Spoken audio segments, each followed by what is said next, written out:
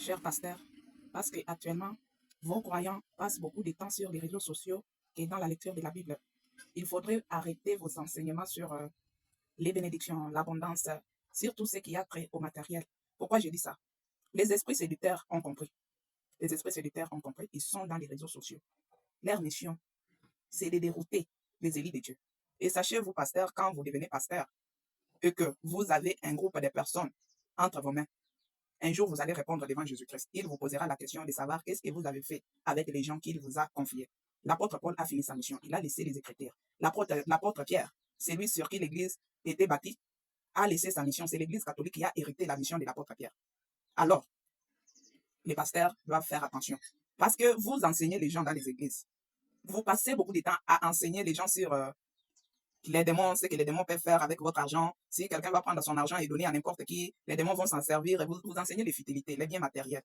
Mais une personne remplie du Saint-Esprit, même si l'ennemi viendrait lui prendre tout ce qu'elle possède, comme Job, la personne là s'en sortira vraiment vainqueur. Elle vaincra. Pourquoi Dieu habite dans la personne? Je ne sais pas si je me fais comprendre avec les peu de personnes qui me suivent. Faites attention. Faites attention. J'étais dans une église. J'ai fait des rêves plusieurs fois où il y avait eu l'enlèvement. Et moi-même, je n'étais pas enlevé. Je n'ai jamais compris pourquoi. J'ai même fait des rêves où il y avait un avion qui allait vraiment commettre un crash tout près de chez nous parce que nous sommes en face de l'aéroport. Et les rêves là, c'était accompli. Il n'y avait pas eu de crash, mais quand même, il y avait eu panne. L'avion là a bien atterri, a eu ce qu'on appelle le panne au milieu de la piste. Alors, j'ai vite compris que parfois Dieu me parle quand je dors, mais je fais semblant.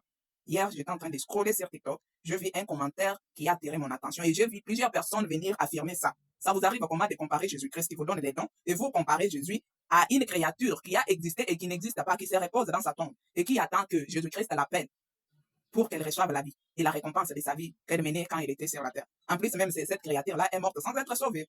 Sans être sauvé, c'est quand Jésus est mort, il a fait 3 jours dans la tombe, il est parti dans des endroits, il est descendu aux enfers pour récupérer la clé. Et il a sauvé toutes ces âmes-là. Alors, faites attention dans votre manière de scroller sur Internet, de tout ce que vous écoutez. Au Cameroun, il y a eu une histoire récemment dont un père aurait mis grosse sa propre fille, soit disant qu'il était Jésus, et pour que la progéniture là ne puisse pas vraiment s'effacer, il faudrait qu'il mette ses propres filles enceintes. Je dis ça. Quand vous voyez les visages des gens qu'on nous a présentés comme Jésus au Cameroun qui a mis ses filles enceintes là, ça serait vraiment un visage d'un sorcier. Et aussi une chose, l'inspiration ici, il y a des forces qui nous dépassent. L'unique force qui est venue nous rendre, nous, pauvres humains mortels, forts, c'est la force de Jésus-Christ. Parce que Jésus est venu, nous sommes devenus forts. Quand Moïse était sur la terre, il était devant Pharaon. Même Pharaon n'avait pas la force de transformer son bâton en serpent. C'était les magiciens qui avaient des forces là. Ils ont transformé les bâtons. Et les bâtons aussi d'Aaron étaient transformés. Et c'est les bâtons d'Aaron qui avaient remporté. Pourquoi l'Esprit de Dieu était descendu et accompagnait ces gens-là. Alors, les gens de l'Ancien Testament, que Dieu envoyait ses prophètes pour oindre ces gens-là, comme les David, les Saoul, ces gens-là, comme tous les rois qui ont été oints là. C'est parce qu'il n'y avait pas de sang de Jésus. Quand le sang de Jésus est venu, les choses anciennes sont passées et toute chose est vraiment nouvelle. Actuellement, c'est le sang de Jésus qui nous donne la force, la capacité, qui nous donne des lonctions. Le sang de Jésus qui nous attribue vraiment des lonctions des vrais comme des serviteurs, comme des apôtres, comme des évangélistes, comme des docteurs, comme tous ces gens-là qui exercent les ministères. Et cela, nous les faisons pour la gloire de Dieu le Père. Nous les faisons pour Dieu. Parce que quand vous commencez à vous attribuer la gloire de Dieu, vous priez pour quelqu'un et la personne reçoit la guérison, vous commencez à dire, je te partage mon esprit. Il faut faire attention. Hein. Il y a des prophètes vraiment qui m'invitent et je ne pars jamais dans leur kit. Parce que j'ai déjà découvert un esprit d'orgueil dans leur façon de vrai.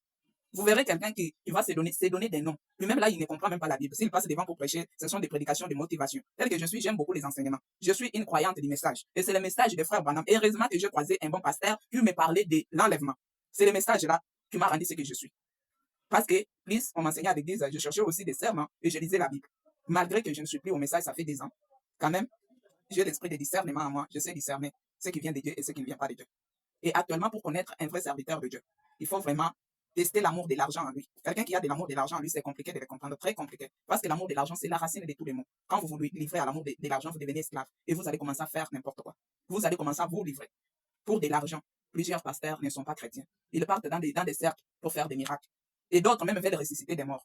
C'est vraiment compliqué. Quand il va ressusciter les morts, il va s'attribuer la gloire. Alors tous les hommes riches qui ont des problèmes difficiles, au lieu de chercher les vrais, ils viendront dans son église et lui donneront de l'argent. Vous briderez en enfer, cher pasteur. Le temps viendra où Dieu s'occupera de vous. Gloire à Dieu, que Dieu vous bénisse.